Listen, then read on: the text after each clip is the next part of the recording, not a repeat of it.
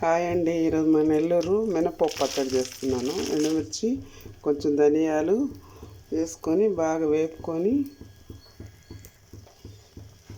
2 స్పూన్లు నూనె వేసాను. ధనియాలు ఎండుమిర్చి వేసాను. బాగా వేపుకుంటా ఉన్నాను.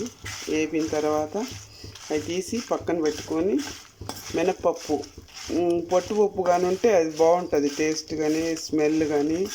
పొట్టుపప్పే వేస్తాను నేను. పొట్టుపప్పు వేస్తేనే బాగుంటుంది, లేకపోతే మామూలు పప్పు అయినా వేసుకోవచ్చు.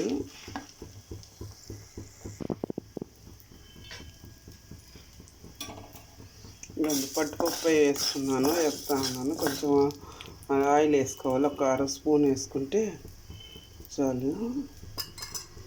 వేసుకొని బాగా వేపేసుకుంటే బాగా స్మెల్ వచ్చేదాకా వేపేసుకునేసి కొంచెం చింతపండు వేసుకోవాలి. నేను ఆల్రెడీ నానబెట్టుకున్నాను. ఇదండి, ఆల్రెడీ నేను నానబెట్టుకొని ఉన్నాను చింతపండు. చూడండి, మిక్సీ పట్టాను. అంతా మినపప్పు వేయలేదనమాట. కొంచెం వేసి కొంచెం ఇప్పుడు పచ్చడి మిక్సీ పట్టిన తర్వాత దాంట్లో పైన కలిపాను. ఒక ఆనియన్ వేసాను. ఆనియన్ సాల్ట్ వేసి మిక్సీ పట్టేశాను.